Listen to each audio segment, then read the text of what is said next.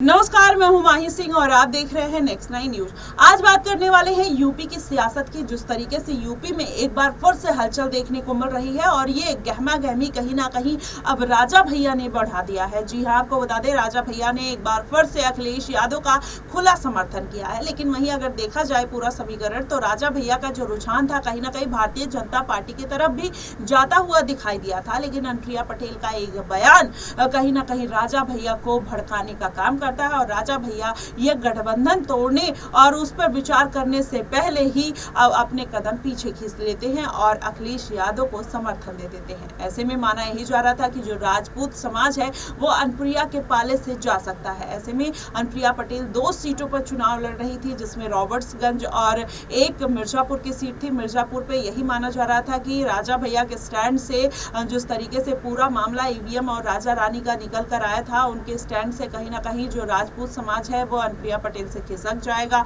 लेकिन वहीं कुछ दिन पहले राजनाथ सिंह भी अनुप्रिया पटेल को सपोर्ट करने आए थे। तो ऐसे में कहीं ना कहीं ये जो दोनों बड़े नेताओं का जो वोट बैंक है वो अनुप्रिया पटेल के पास जाता हुआ दिखाई दिया। एक तरफ कटता हुआ भी दिखाई दिया, एक तरफ जाता हुआ भी दिखाई दिया। लेकिन अनुप्रिया पटेल की उस सीट से जीत हो जाती है, लेकिन जो मार्जिन है वो बहुत कम रेशियो का देखने को मिलता है। लेकिन इस बार अगर विधानसभा चुनाव में खुलकर राजा भैया अगर अनुप्रिया पटेल का विरोध करते हैं तो कहीं ना कहीं आने वाले दिनों में मिर्जापुर सीट को लेकर अनुप्रिया पटेल की जो मुश्किलें हैं वो बढ़ जाएंगी। अगर ऐसा कुछ होता है तो कहीं ना कहीं राजा भैया और अनुप्रिया पटेल का जो रिश्ता है वो और ज्यादा राजनीतिक तौर पर खराब हो सकता है।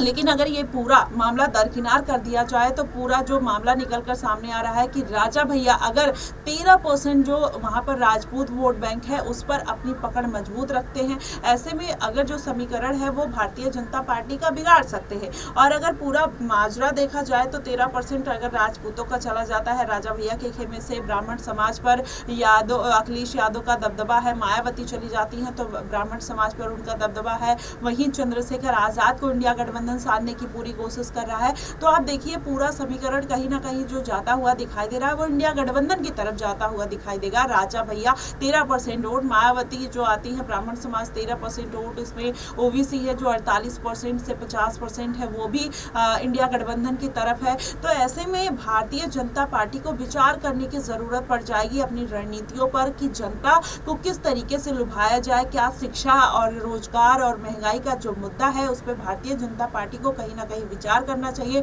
जनता में जो एक आक्रोश है उसको उस पर ध्यान देना चाहिए। नहीं तो भारतीय जनता पार्टी का इस बार के विधानसभा चुनाव में भी अगर सारी पार्टियां एक साथ आ जाती हैं तो सुपड़ा साफ हो सकता है। ऐसे में जनता की जो नाराजगी है वो भारतीय जनता पार्टी से लगातार बढ़ती हुई जा रही है। अगर बात कर लिया जाए सबसे बड़ी सीट जो भारतीय जनता पार्टी का अहम मुद्दा था अयोध्या, वो भी कहीं ना कहीं वो सीट उनके हाथ से निकल जाती है। और इस बार के लोकसभा चुनाव में जिस तरीके से भारतीय जनता पार्टी 33 सीटों पर सिमट कर रह गई, पिछली बार 62 सीटों पर अपना परचम लहराया था। तो ऐसे में आने वाले दिनों में कहीं ना कहीं ये पार्टियां भारतीय जनता पार्टी को गहरा नुकसान पहुंचा सकती है। खासकर राजा भैया का जो वोट बैंक है वो भी खिसकता हुआ नजर आएगा। और ऐसे में मायावती अगर इंडिया गठबंधन का रुख कर लेती हैं तो फिर तो ये बात कहीं ना कहीं सोने पे सुहागा जैसी होगी इंडिया गठबंधन के लिए। और किस तरीके से ये पूरा मामला निकल कर आएगा आने वाले दिनों में, ये देखना बेहद दिलचस्प होगा। फिलहाल आपको क्या कुछ लगता है आप हमें कमेंट बॉक्स में